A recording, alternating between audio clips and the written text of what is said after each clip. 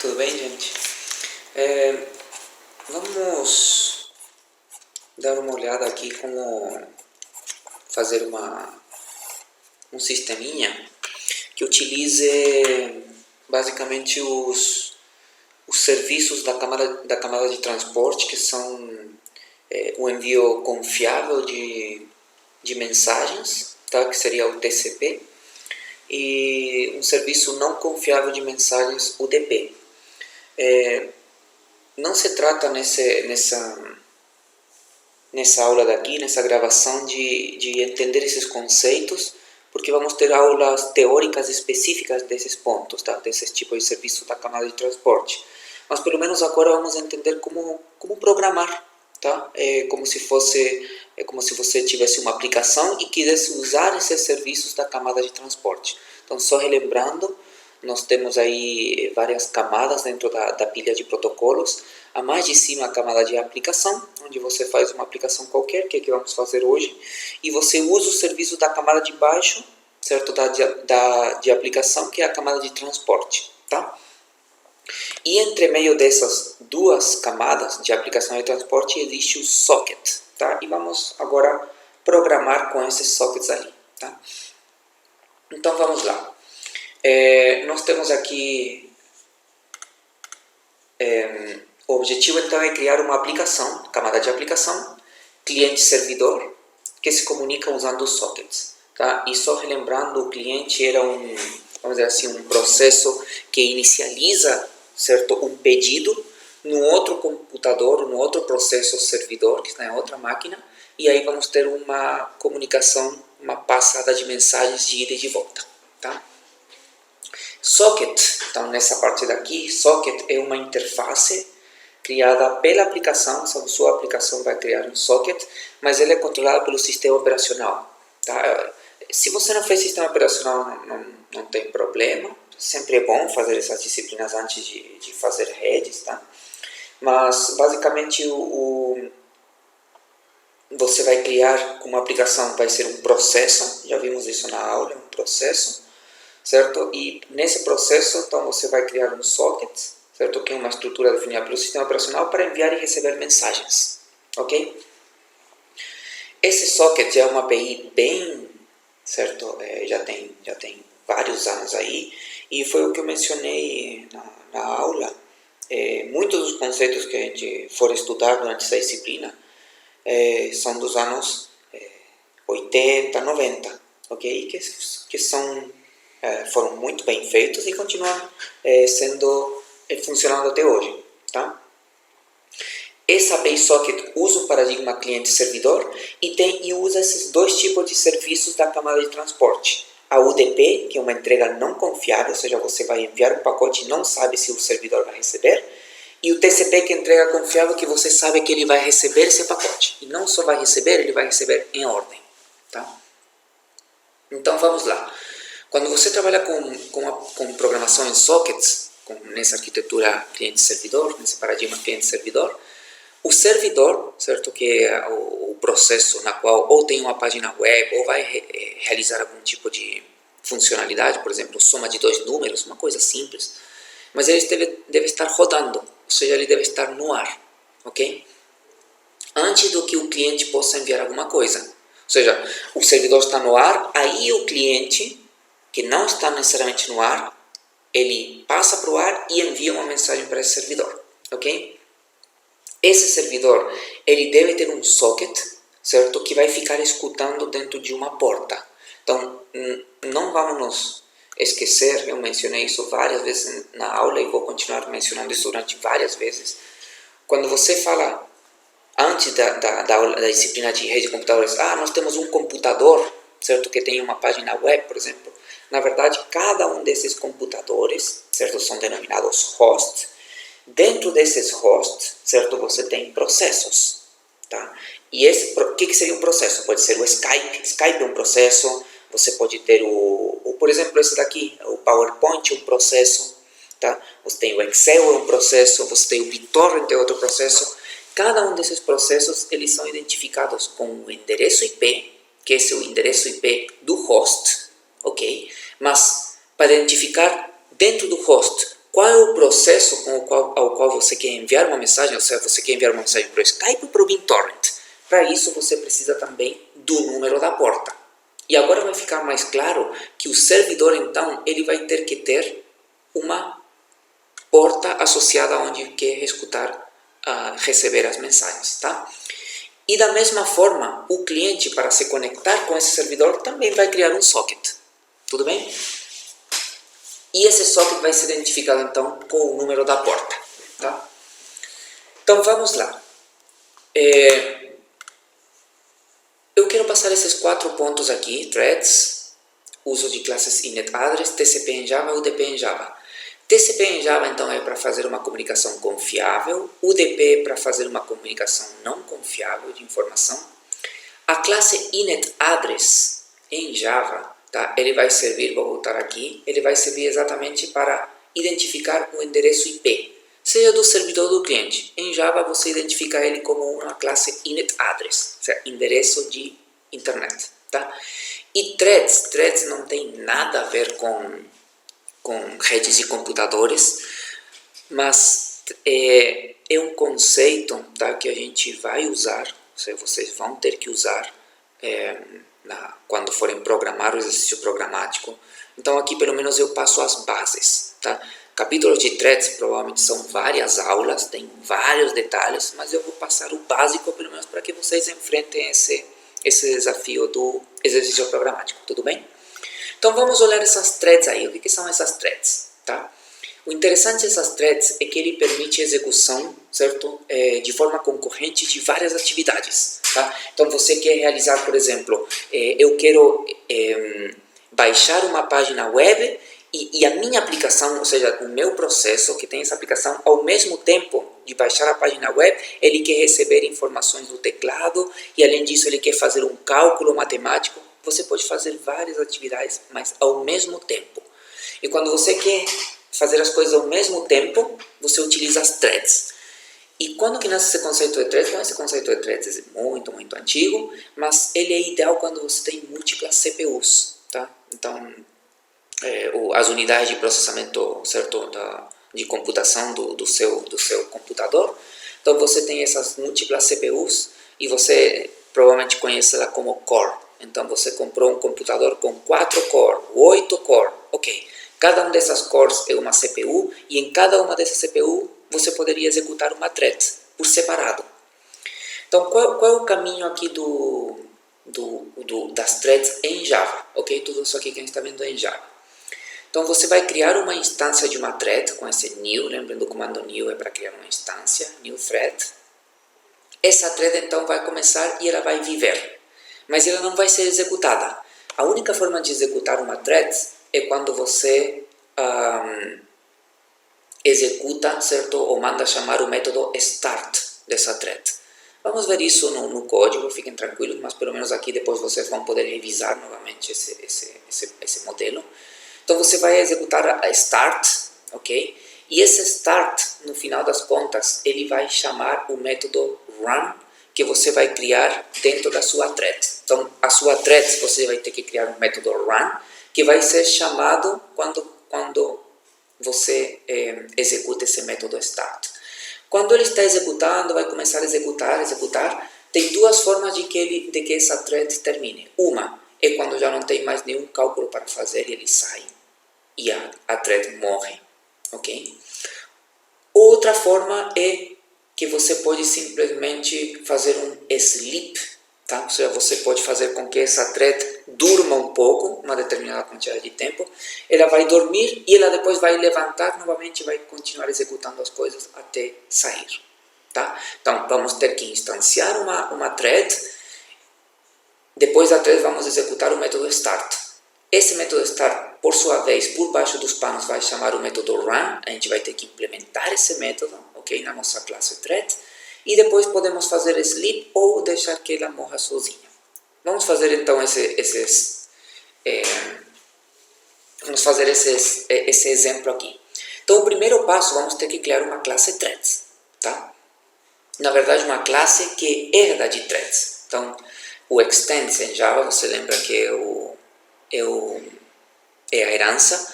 E notem que aqui, por isso que eu mencionei na aula que era necessário ter conhecimentos de programação orientada a objetos ou conhecimentos de Java. Você tem que ter um mínimo de conhecimentos, porque note que eu, por exemplo, não vou mostrar agora o que faz o extends, tem muitas coisas que eu vou passar por alto, porque eu vou assumir que você ou já sabe esses conhecimentos, certo? Ou você correrá atrás deles, tá? Mas o que sim eu vou fazer, eu vou não só passar isso daqui, eu vou também compilar num programa que serve para criar esse tipo de aplicativo Java chamado Eclipse, tá? Então eu preciso criar uma thread demo que extenda de thread. Ok, então vou aqui no meu Eclipse, eu vou criar um projeto, new projeto, ele é um projeto Java, sim. Vou chamar ele de demo de threads. Esse aqui é só o projeto, finish, tenho o projeto, tá? E agora eu vou criar então essa nova classe chamada thread_demo. Eu vou colocar aqui um pacote. Sempre é importante colocar um pacote. Você não poderia colocar nada, tudo bem, mas acho que vale a pena. Então, demo thread é o nome do pacote e a classe thread_demo, tá? Finish. Do momento que tem o finish, agora você sabe que foi criada aqui essa classe thread_demo, num pacote tal. Só trocar aqui para ver os métodos. Então, temos aqui temos a classe thread_demo, ok? No pacote demo thread, tá? Então, o segundo passo, vamos ter que criar esse método run. Esse método run, que é esse cara aqui, certo? É o que vai ser chamado, vou voltar aqui um pouquinho, é o que vai ser chamado quando eu executar o método start. Por baixo dos panos, ele vai chamar esse método run, tá? Então, vou ter que criar esse método run aqui. Mas esse método run só funciona quando ele está herdando de uma thread. Então, o que eu tenho que fazer? Eu vou estender da threads, certo? E agora eu boto public void run.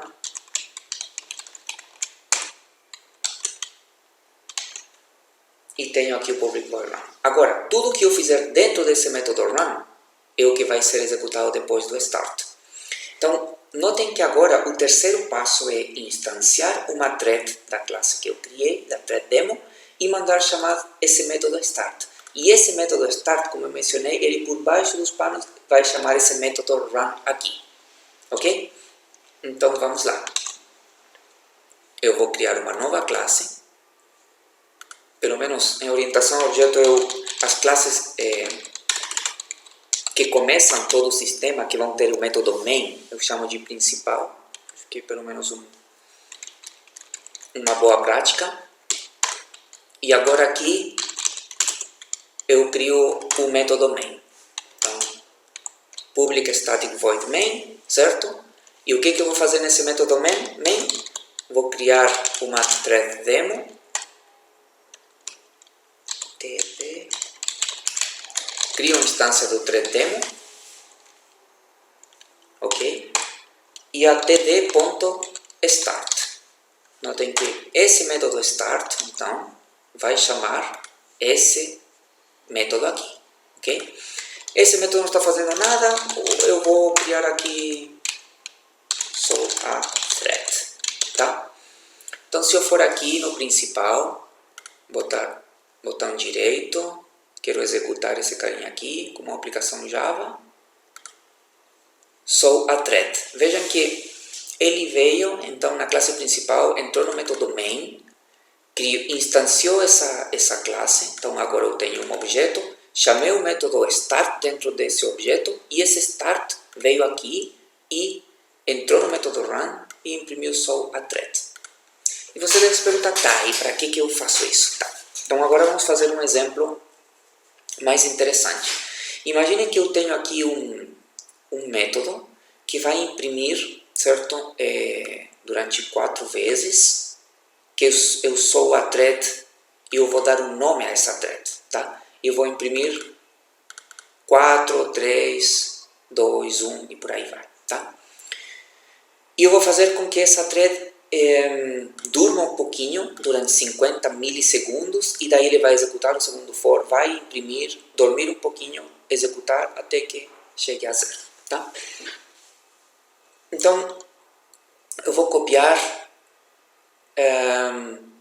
primeiro isso daqui no meu código. Então agora eu já não quero que faça só a thread, eu quero que imprima isso dali.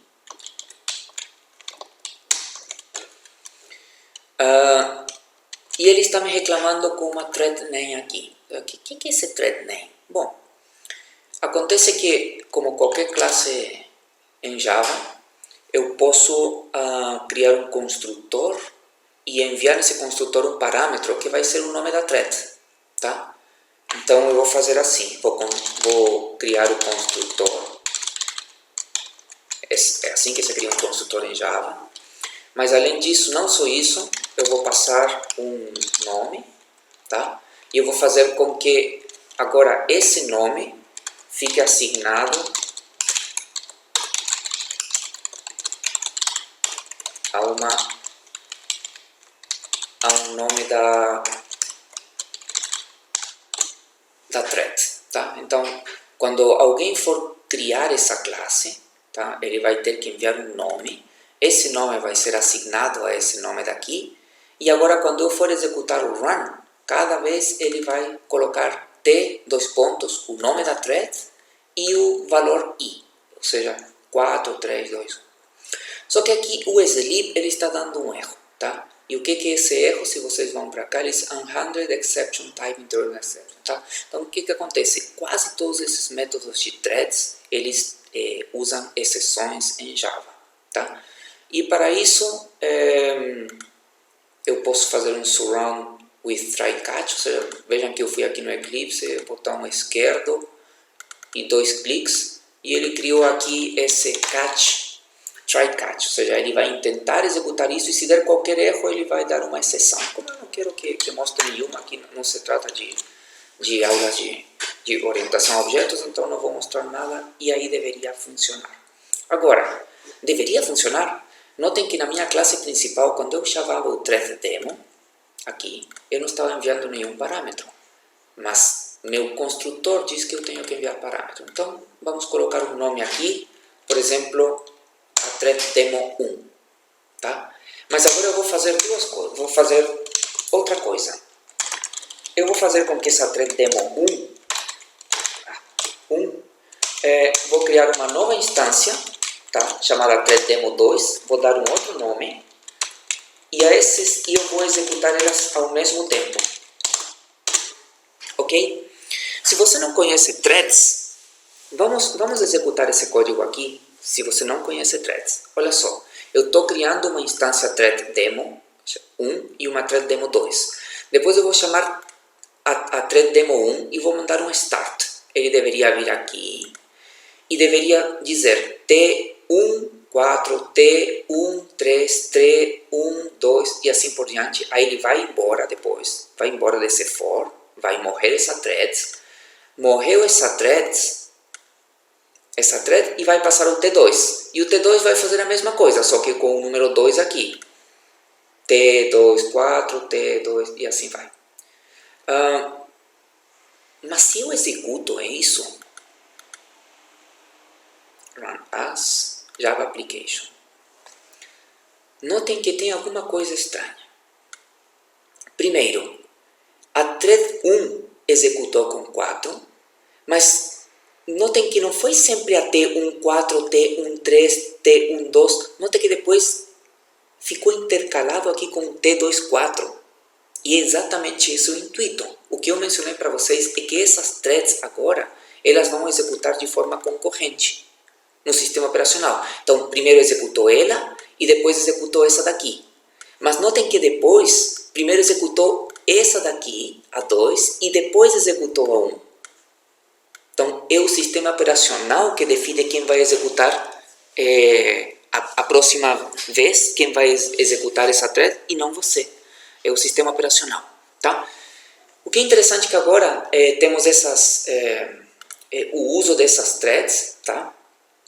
E ele vai servir para que você possa enviar, por exemplo, então voltando aqui para o Java, você poderia fazer com que, se você cria um aplicativo, com que essa thread ela poderia enviar pacotes e essa thread poderia receber pacotes, por exemplo, tá? Ou, vamos ver mais na frente, se você for um servidor, você poderia ter uma thread para cada cliente. Então, vamos supor, você conecta um cliente e você cria uma thread para que o servidor trabalhe com esse cliente específico. Vem um segundo cliente, você cria uma outra thread para que trabalhe com esse segundo cliente específico. Tá? Vamos até fazer um exemplo desse. Tá? Mas isso que é a thread. Então, só relembrando, eu tenho que criar uma classe thread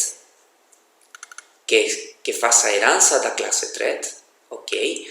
E depois eu tenho um método run, certo? Que vai executar coisas em forma concorrente com outra thread. E esse método run vai ser chamado por esse método start aqui. Simplesinho, não é? Tá. Vamos passar agora à classe inetAddress em Java. A classe inetAddress, tá? Ele representa um endereço IP em Java. Endereços IPs geralmente são esses números aqui, tá? Que você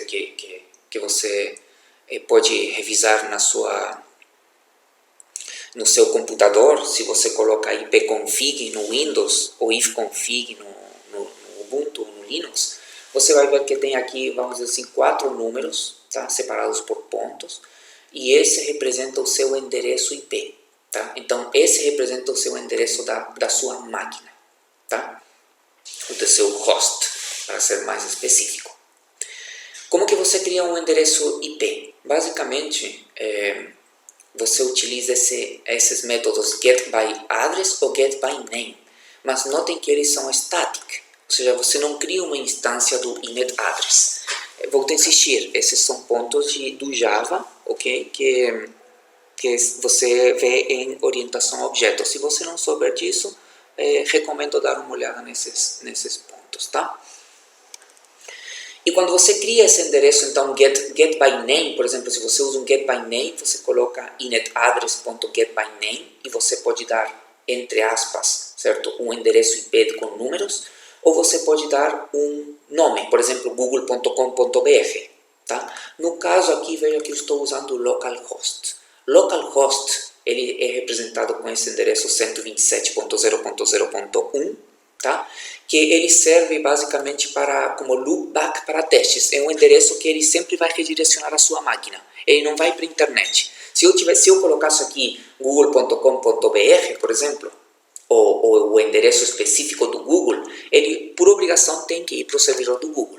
Quando você coloca localhost ou 127.0.0.1, você sabe que ele vai ser redirecionado diretamente à sua máquina, tá? Bem simplesinho, somente como para uso. Agora vem a parte interessante desse vídeo. Nós vamos ver uma forma de enviar pacotes de um host a outro usando um canal confiável, tá? E nesse canal confiável ele é chamado de TCP, tá? Como que ele faz isso? Teoricamente, especificamente, nós vamos ver na aula. Aqui vamos ver programaticamente como ele faz isso, tá?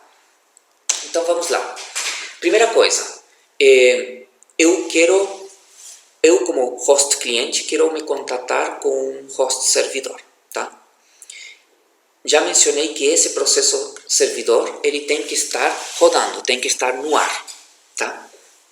E não só no ar, esse servidor ele tem que ter criado um socket, e o socket é específico para uma porta, que vai aceitar a requisição do cliente, tá? E assim que o cliente contata o servidor, o que eu tenho que fazer para contatar ele? Bom, vou ter que criar um socket do lado do cliente. Vejam que eu crio um socket no lado do servidor e também vou ter que criar um socket no lado do cliente. Vou ter que especificar qual é o IP do servidor e a porta onde está esse socket.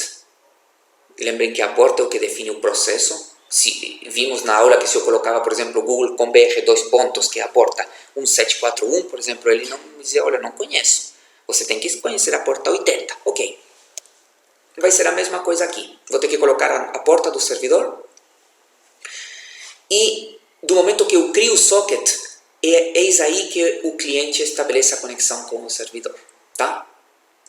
Do lado do cliente. Do lado do servidor, o que é mais interessante é que o servidor ele vai ter, então lembrem que ele tem um socket, mas esse socket é o socket de bem-vinda, é o socket que aceita conexões, para depois, então ele só está aceitando conexões, para manter a conexão, ele vai ter que criar um novo socket, mas isso é feito de forma automática pelo Java, ok? E esse socket é o que vai permitir que o servidor fale não só com múltiplos clientes, mas se comunique com um cliente específico, tá? Do ponto de vista da aplicação, de você que está criando a aplicação, o TCP oferece transferência de bytes confiável em ordem entre cliente e servidor, tá? Então, notem que aqui, basicamente, eu vou mostrar um desenho dos pontos. Nós temos um servidor e eu vou ter esse socket receptivo, que está rodando numa porta específica. Então, esse aqui é um processo que está rodando numa porta específica, socket receptivo, tá? E o cliente, quando cria o socket, ele primeiro cria um socket, certo? Para essa porta desse socket aqui, tá? Então, ele cria um socket inicial, e esse socket inicial só serve para se apresentarem, para que o cliente diga para o servidor, opa, eu gostaria de me contatar com você. E o servidor responde, tudo bem, vamos nos contactar. Mas no momento que se contata, vejam que esse servidor ele vai criar um outro socket.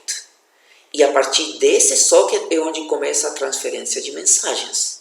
Então temos um socket receptivo só para inicializar a comunicação e depois vem um socket específico do servidor com o cliente para para transferir informação. Esse processo de criar um socket de conexão é automático do Java. Vamos ver como. E também do Python e outras ferramentas e outras linguagens, tá? Mas estou falando aqui só do Java.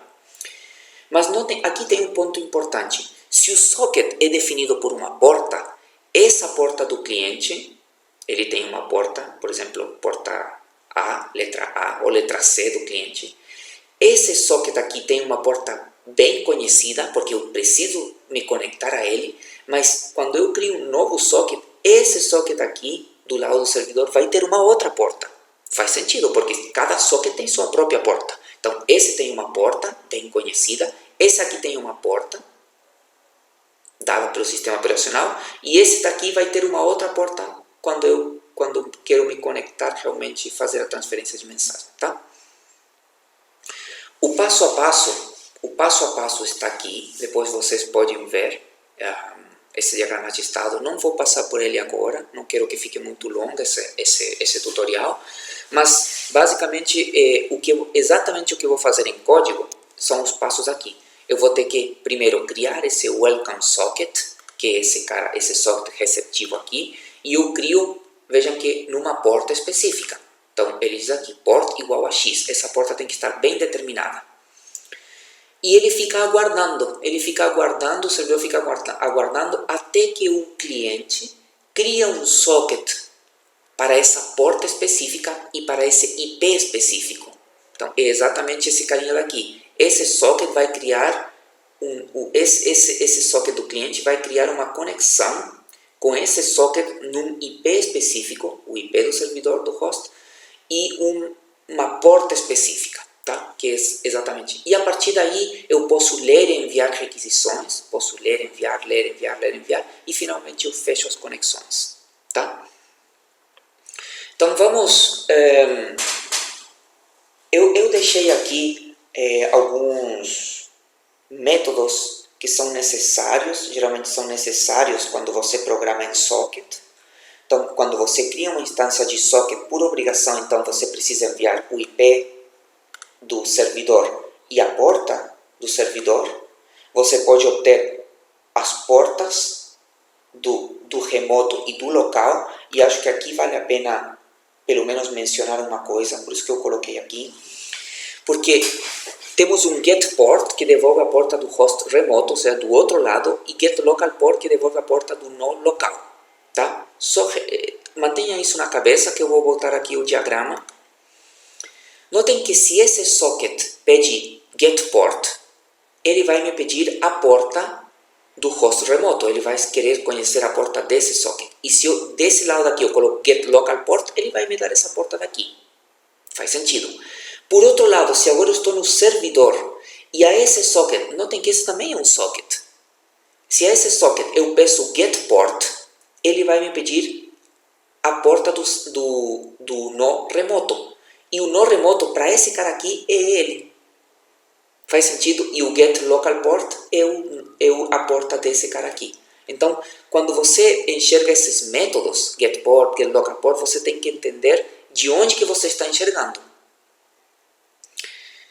O segundo ponto é que para enviar e receber informações, então vou voltar aqui à figura, para enviar informações ou receber informações, ou para escrever informações no socket e para ler informações do socket, tá?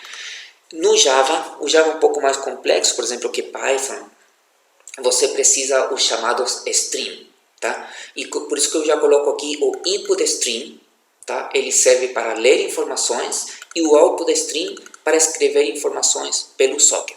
Então, o input stream, você vai ler as informações que estão enviando do outro lado e o output stream, esse serve para escrever informações que vão ser enviadas para o outro lado, tá? E finalmente o close fecha tudo, tá? Isso aqui é o socket. Esse socket é esse socket aqui, socket do cliente ou socket de conexão. Essa é a classe socket em Java. Mas também temos um socket receptivo. Esse socket receptivo no Java, voltando aqui, é a classe server socket. Tá? Então, notem que temos a classe socket, sozinha, e temos a classe server socket, que é o socket receptivo. Notem que você cria um server socket com uma porta e ele vai ficar escutando lá. Esse é o método mais importante do server socket.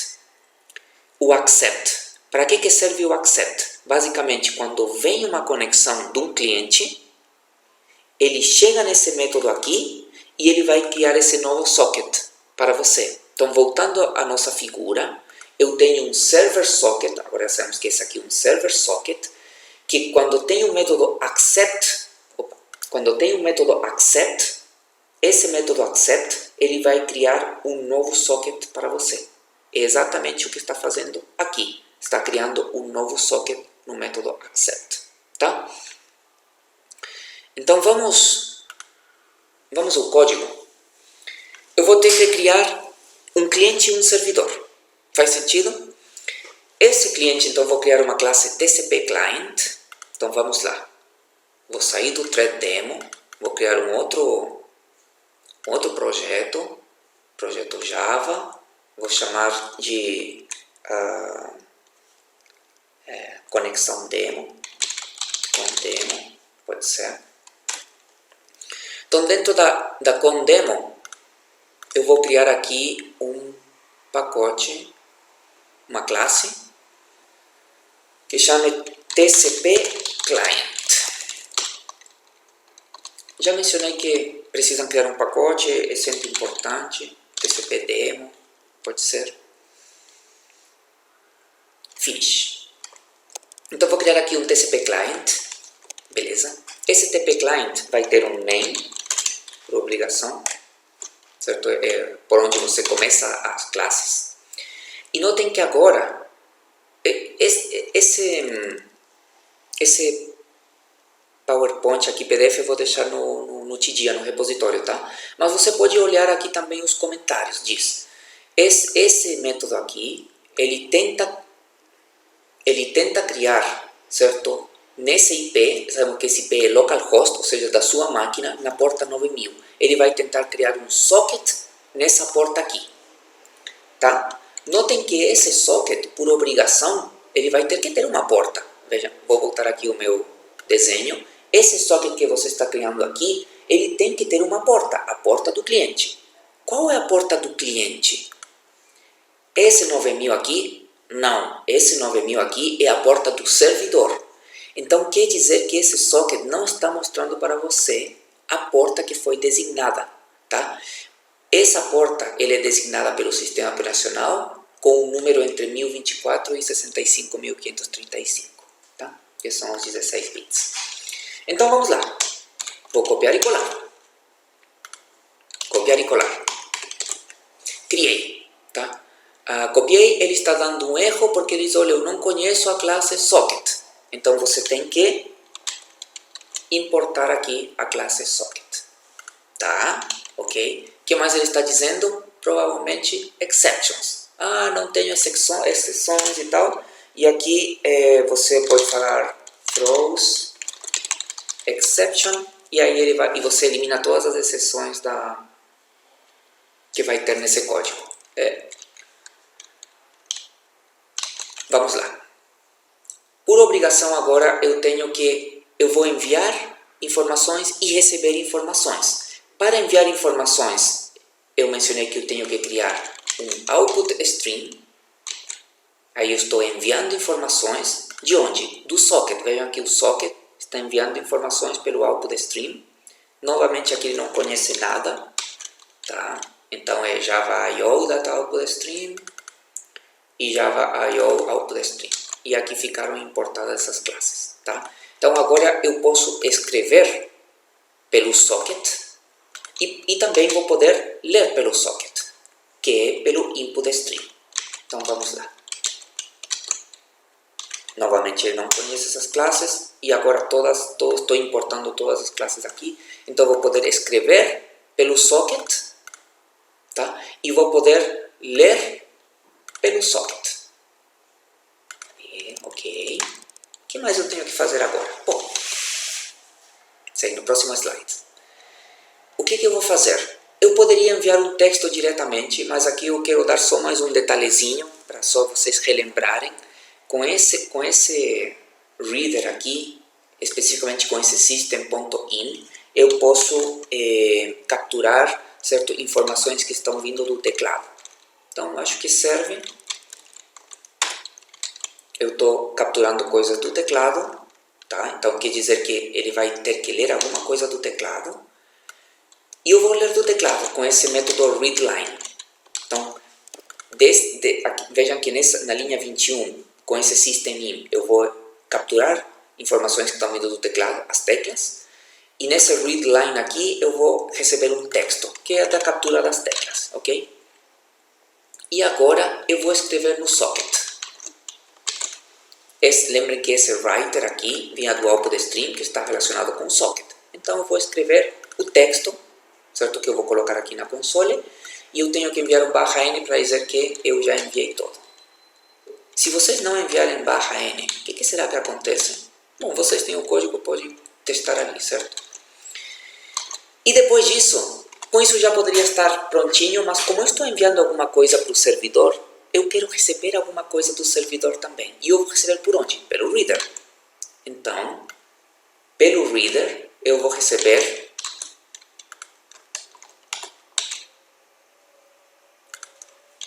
pelo método readLine, eu vou receber do reader que está associado ao socket, tá?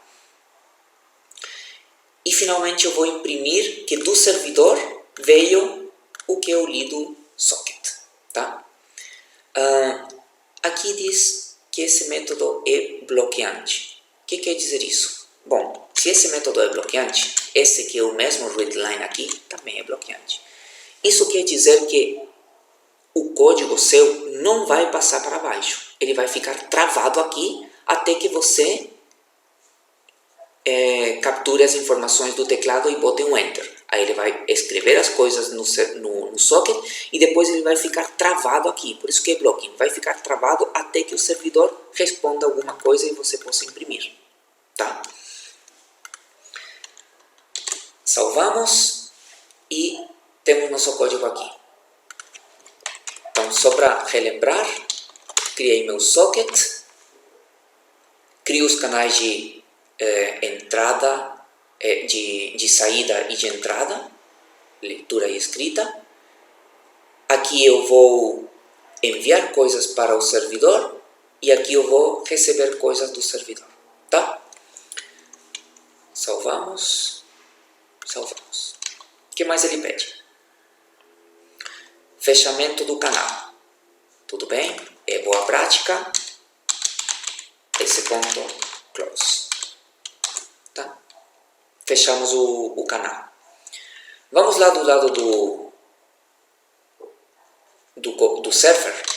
Então, eu vou criar aqui um server. Qual é o nome? TCP server concorrente.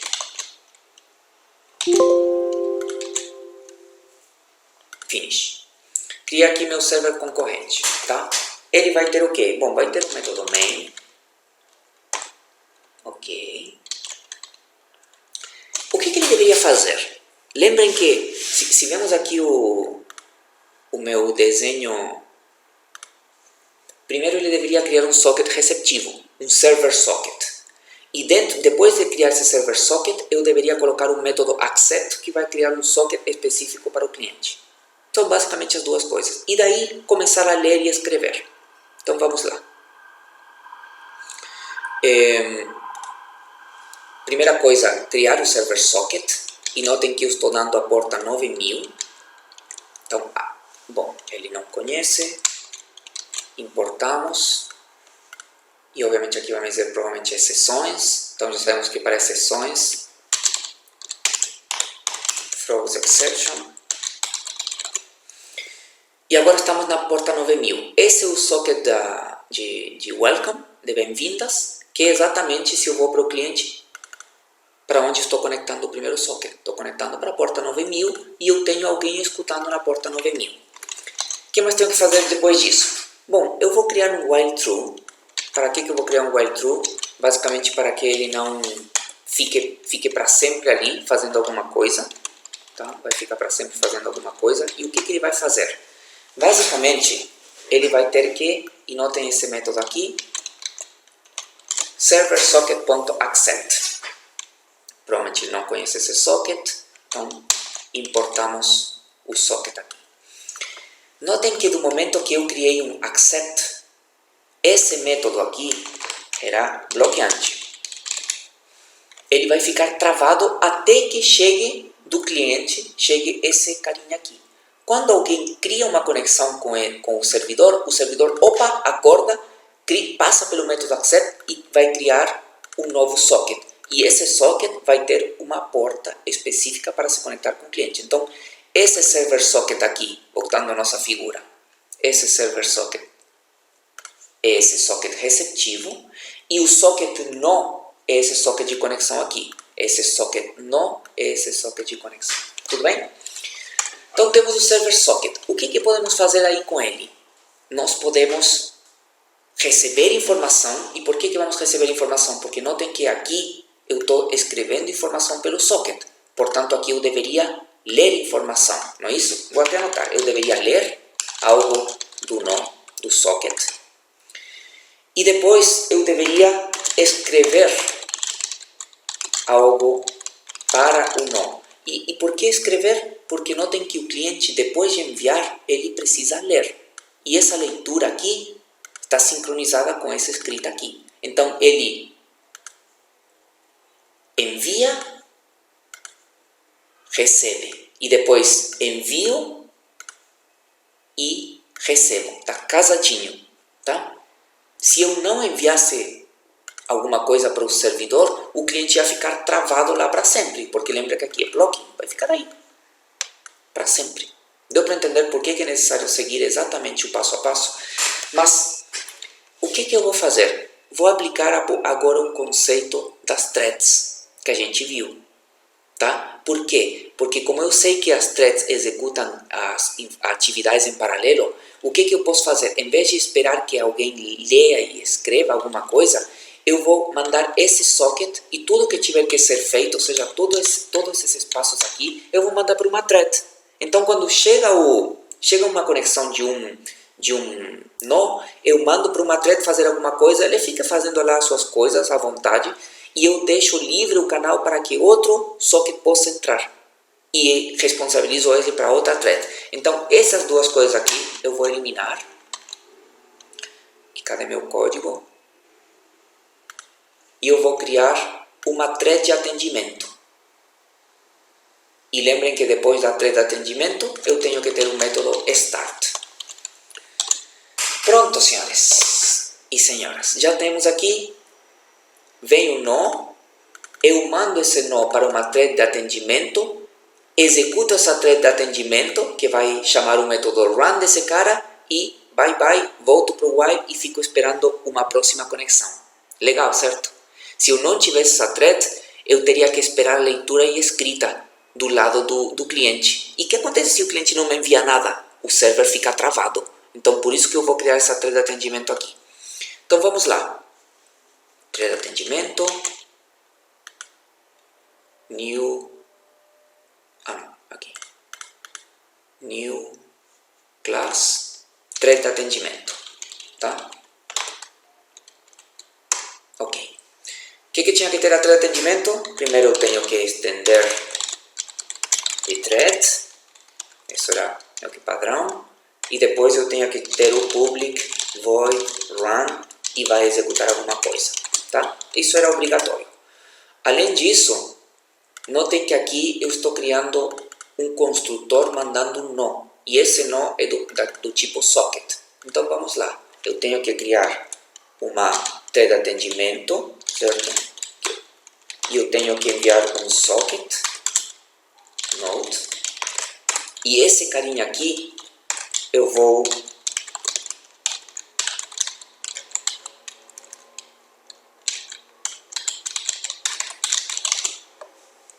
armazenar na minha variável interna da classe.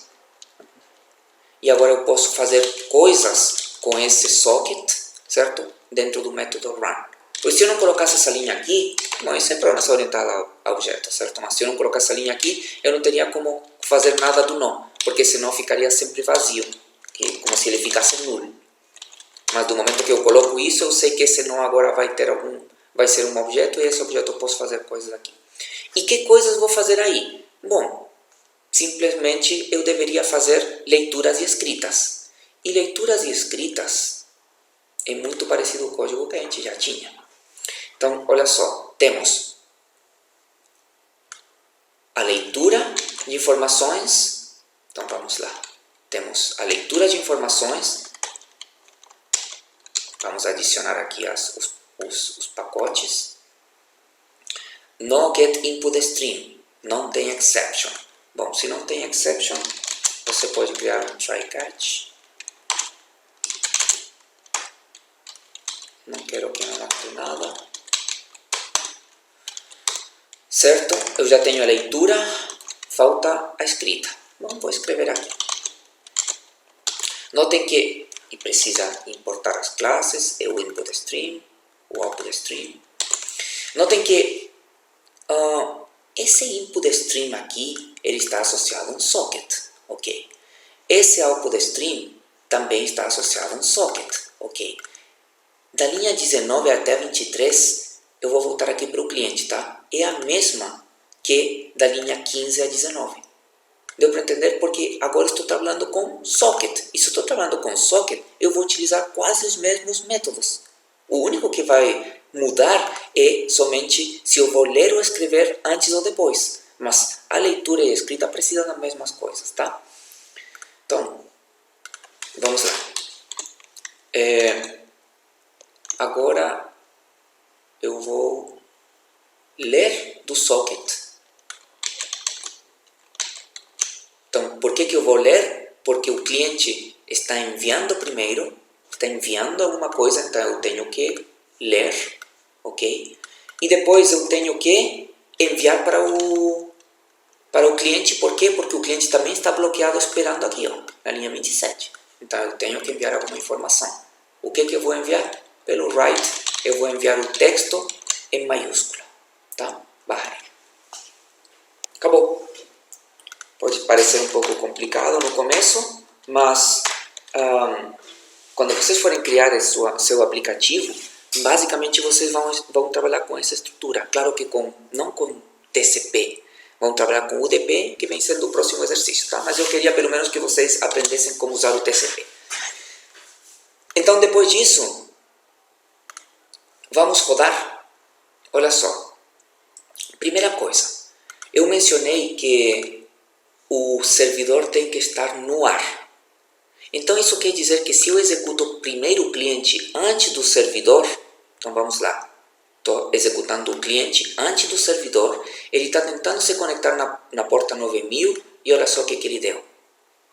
Não tem ninguém na porta 9000, certo? E terminou a execução, terminated. Então, isso quer dizer que eu não posso criar um socket TCP confiável, certo? Se ninguém estiver escutando do outro lado. Portanto, eu preciso criar, então vou sacar aqui, eu preciso criar um socket de bem-vinda, ok? Vou executar então primeiro o socket, o server concorrente, Java Application. E ele ficou aqui. Ele ficou onde? Será que ele ficou aqui, na linha 14, tá? Então, peraí, não estou vendo muito bem, tudo bem. Então, vamos colocar algumas, isso também serve para vocês. Quando você não saber o que está acontecendo, esperando conexão, certo? E depois disso, depois de que saia, conexão aceita. Então, notem que ele vai ficar esperando a conexão, certo? Vai aceitar e depois vai ficar esperando aqui, até que o cliente se conecte. Quando se conecta, ele vai dizer com aceita, vai mandar para a thread e boom, vai voltar de novo esperando a conexão. Tá? Então vamos lá, vamos executar ele de novo. Server concorrente, deixa eu ver se tem que apagar o servidor, senão ele fica ligado. Run as Java Application. Esperando conexão, fico ali. Então agora eu sou o cliente, certo? E eu vou executar o cliente. E notem que ele, como que eu sei que o servidor está no ar? Bom, pelo menos aqui ele não apareceu terminated, aqui do lado, e eu tenho essa ventaninha em vermelho aqui, para terminar o processo. Como eu não quero terminar, vou deixar ali, tá? Vamos executar o cliente agora. Run as Java Application. Olha, o servidor esperando a conexão, conexão aceita e esperando a conexão. Então, se eu volto para o servidor, exatamente o nosso comportamento. Esperando o servidor, eu me conectei com o cliente e esperando conexão aceita e boom, mandou para a thread e voltou para esperando a conexão. E agora eu tenho uma thread específica para tratar as leituras escritas do cliente que eu criei aqui. Para ver pelo menos no Eclipse, para ver onde estão essas carinhas, eu tenho aqui esse botãozinho aqui que parece um monitor. Você faz um clique para baixo, você pode ver a console que está acontecendo com o servidor e o que está acontecendo com o cliente. Com o cliente não está acontecendo nada. Por quê? Porque o cliente está bloqueado esperando que eu escreva alguma coisa do teclado com esse system in. Então vou escrever aqui, olá. E vou apertar Enter. Do momento que eu vou apertar Enter, ele vai escrever lá no write bytes, certo? Ele vai para o servidor vai pegar esse texto e vai escrever em maiúscula, certo? Pelo mesmo socket, eu vou aqui agora no cliente ler o texto em maiúscula e deveria aparecer do servidor oi com maiúscula. Vamos lá? Do servidor olá. Tá certo? Isso quer dizer que então que a thread de atendimento lá ficou fazendo suas coisas, tranquilo. Será que o servidor morreu? Vamos lá. Vou para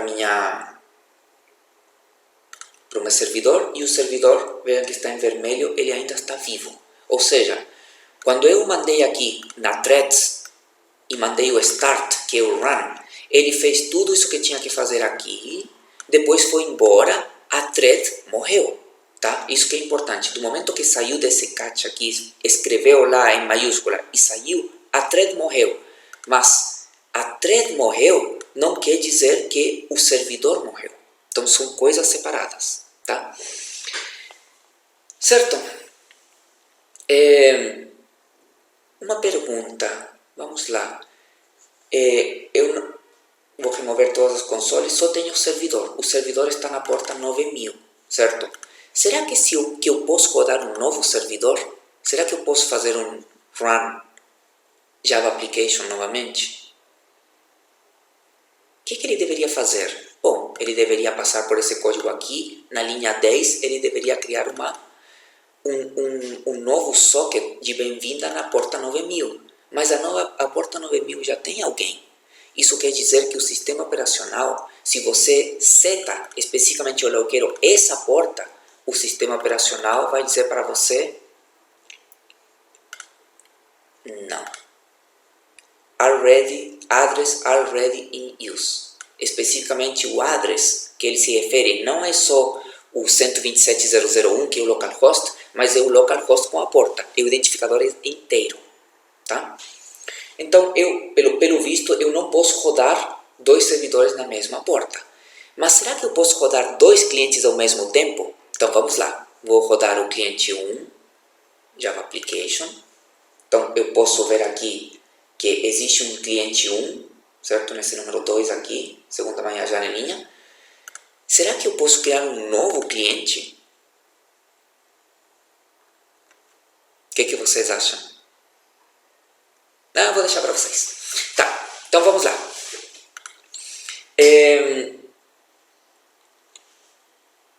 UDP. UDP é com o modelo de transporte que vocês vão trabalhar, ok? Nesse UDP, tá? Ele não tem conexão entre cliente e servidor. Isso quer dizer que o UDP ele não oferece transferência confiável como no TCP.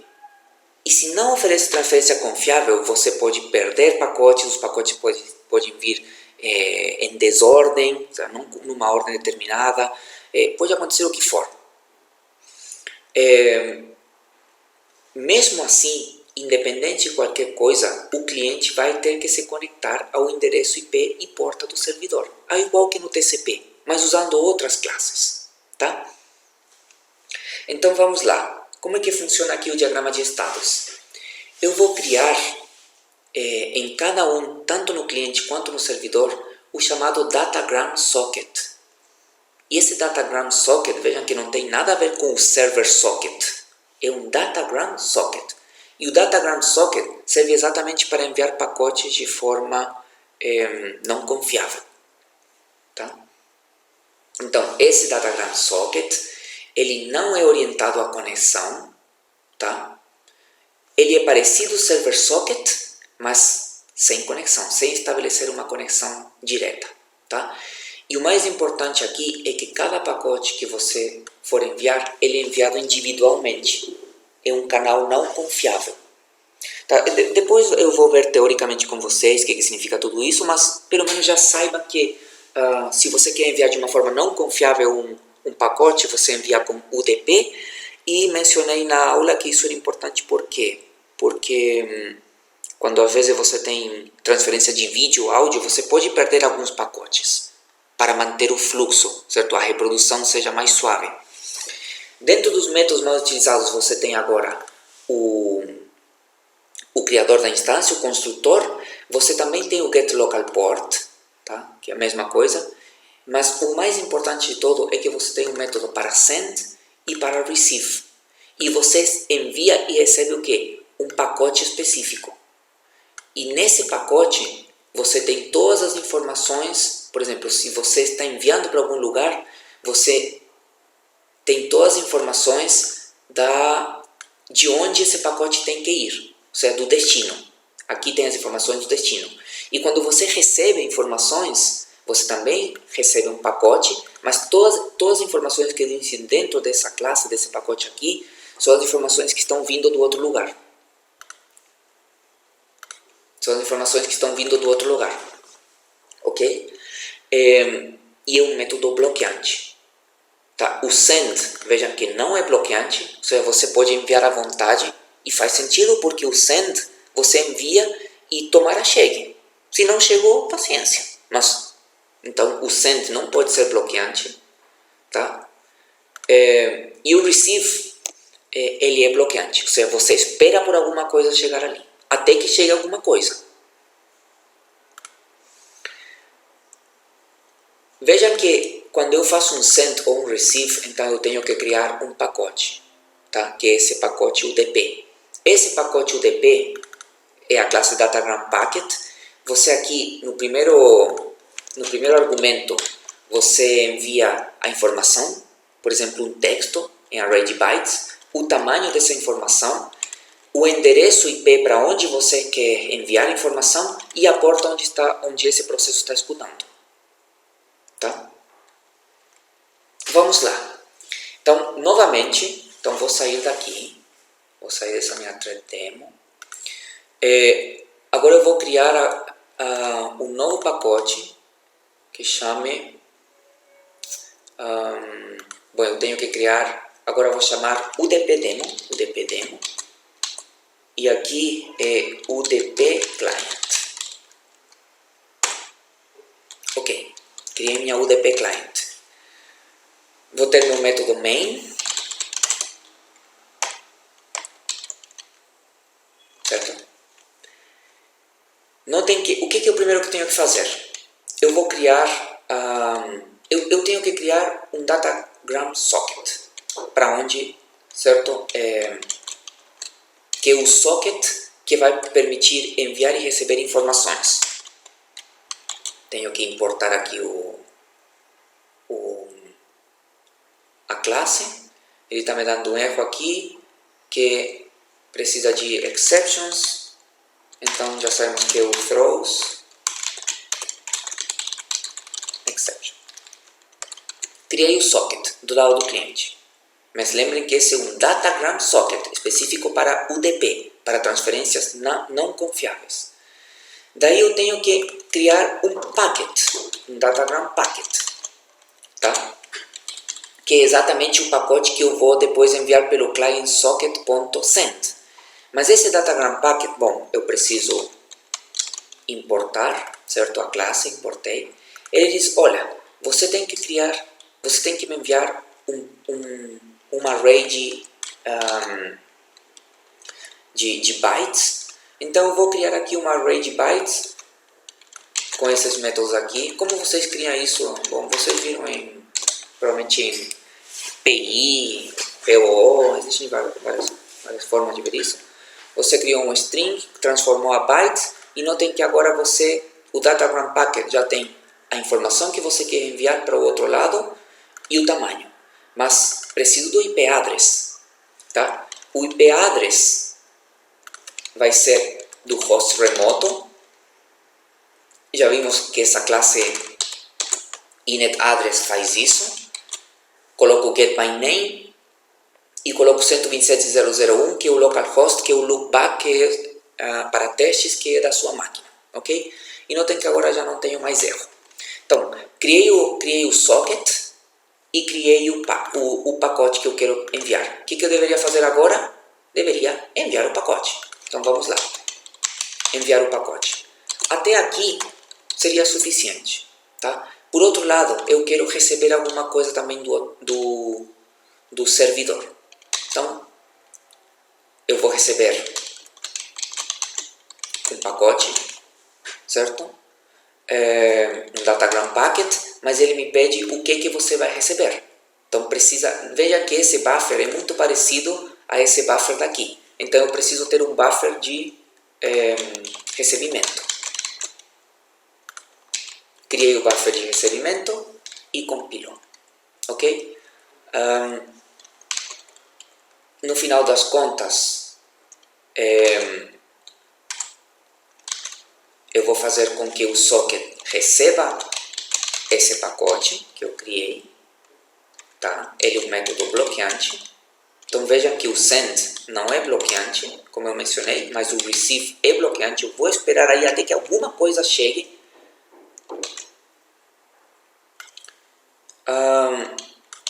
Eu vou transformar do pacote, certo, a informação que eu vou receber. Principalmente essas questões aqui você pode olhar na internet, tá? Porque não é específico do socket, mas basicamente eu queria que vocês olhassem por que é importante esse get offset. E aí vocês podem se perguntar, onde que eu acho isso? Você pode ir lá no Google, certo? E procurar, por exemplo, por datagram packet, certo? Get offset API. E aqui você deveria ser redirecionado provavelmente para uma página do Java que vai mostrar para que serve esse offset. Mas existem outras fontes que você pode perguntar também. Existe o Stack Overflow, e existe um monte de outros ali, tá? Acho que Baeldung também é um bom site de informações de Java. Aí você pode olhar isso. E finalmente eu vou imprimir. Vou imprimir essa informação. Então, sysout informação que eu recebi. E clientsocket.close. Eu posso deixar ele aberto, tá? Mas aqui eu estou fechando. Eu quero colocar um ponto aqui. O que esse receive está recebendo? Está recebendo um pacote, certo? Ele está recebendo um pacote de quem? Está recebendo um pacote de qualquer um que mande um send para a porta que você tem. Só que você não tem especificada a porta aqui. Então alguém lá teria que magicamente entender como enviar um pacote para você. Mas vamos ver que do lado do servidor, isso faz muito sentido. Então agora vamos criar nosso servidor, esse UDP Server aqui. Então vamos lá, New Class, UDP Server. Ele é muito parecido com o UDP Client. Então ele vai ter também um main. Beleza? Ele vai criar um socket na porta específica. Tá? Bom, preciso importar as classes. Importei e deve estar dando exception. Então, throws exception. Bom, sei que não é aula de orientação a objetos, mas você pode criar aqui também um exception de toda a sua classe. Tá? E a mesma coisa. Então, notem o seguinte, gente. Aqui o Datagram Socket eu criei com uma porta específica. No cliente, quando eu criei uma Data Socket, eu não criei com nenhuma porta. Aqui eu estou assumindo que o sistema operacional assigna uma porta para você.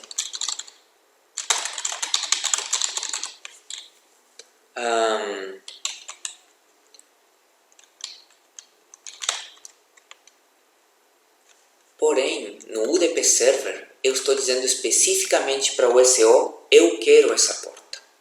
E aí faz sentido agora que o cliente se conecte nessa porta. Tá? Ok. Então agora o que eu vou fazer? Eu vou criar com um while true, porque é um servidor. Então eu quero que ele fique aí para sempre. O que ele vai fazer? Ele vai receber um pacote. Tá? E um método bloqueante. Mas esse pacote que eu vou receber, eu tenho que meio que inicializar ele. Então notem que eu estou inicializando ele aqui. Preciso importar a classe. E ele me diz, olha, você vai criar um pacote e eu quero que quando você receba esse pacote, veja que você vai receber esse pacote aqui, eu quero que você preencha num buffer as informações que vão ser recebidas. Ok, então precisamos preencher um buffer. Então vamos lá. Criamos um buffer, um array de bytes. E já temos aqui o receive. Até aí está perfeito. Olha só como está funcionando aqui o código bonitinho. Vamos no client. Não, primeiro eu levantei, certo? Levantei aqui o servidor na porta 9876. Passou aqui, pum, blocking. Ficou travado aí. Tá? Aí agora eu vou levantar um cliente. O cliente vai tentar se conectar, vai tentar criar um pacote para esse IP e para essa porta lá e vou enviar. Do momento que eu envio, vejam que o envio ele está enviando um pacote que tem IP e porta. Tá? Aí eu recebi esse pacote e eu tenho um pacote aqui. Olha só que bonito. O cliente agora ele precisa receber. ele vai passar por aqui, por aqui, por aqui, e pum, vai ficar travado para receber o pacote que está vindo desse cara aqui. Então, eu deveria fazer o quê? Basicamente, eu deveria fazer isso daqui. Vou me adiantar um pouquinho, mas eu gostaria que vocês olhassem. Eu deveria enviar um pacote, certo? Então, meu server socket deveria enviar um pacote. Então, vamos criar esse pacote. O que é esse pacote? É um datagram packet. Ok, é um datagram packet. Até aí está certinho. Então, já posso enviar o pacote? Posso. Mas o que eu vou enviar? Vou enviar um buffer, certo? O tamanho, o IP address e a porta. Uau! Vamos criar primeiro o texto que eu vou enviar. Criei o buffer aqui, está tudo pronto. Mas notem que agora eu tenho um problema. Porque eu preciso saber o IP e a porta do cliente. Vou voltar para o cliente aqui, ok? No código do cliente. Quando eu criava um pacote aqui para enviar, eu sabia exatamente qual é o IP do servidor e a porta do servidor. Essa porta é bem conhecida, é a 9876. Eu sei que é essa porta. Mas como que o servidor vai conhecer a porta e o IP do cliente se eu não coloquei aqui? Estão vendo que eu não coloquei a porta como cliente? Eu mencionei isso antes na linha 11, vejam bem. Como que eu sei o IP porta? Isso quer dizer, eu tenho que saber essa porta, e não é por mágica. Mas o que eu posso entender intuitivamente é que quando eu recebo um datagram packet, muito provavelmente as informações de quem me enviou esse pacote deveriam estar aqui dentro, para que eu possa reenviar por esse IP e por essa porta. Então vamos lá. Portanto, eu tenho esses dois métodos aqui, que me entregam essas informações. O getAddress do pacote que eu recebi aqui em cima, o getAddress me envia o IP address do cliente, no caso, do outro lado, e o getPort desse pacote vai me enviar a porta do outro lado. E agora sim eu posso criar um pacote e enviar. Tá? Deixa eu apagar aqui o outro servidor, os outros clientes, apaguei tudo. E, finalmente, já posso ir embora. Vamos lá, vamos rodar isso daqui? Primeira coisa, eu vou rodar o cliente primeiro. Lembra que no TCP, quando eu rodava um cliente, dava um problema porque não tinha ninguém escutando lá na porta 9000? Mas agora, meu amigo, minha amiga, é UDP. E o UDP não está nem aí. Ele envia. Tá? Então, o que acontece? Eu vou tentar enviar uma porta e vou colocar aqui, vou tentar enviar um pacote e vou dar uma mensagem, mensagem enviada para servidor. Pronto.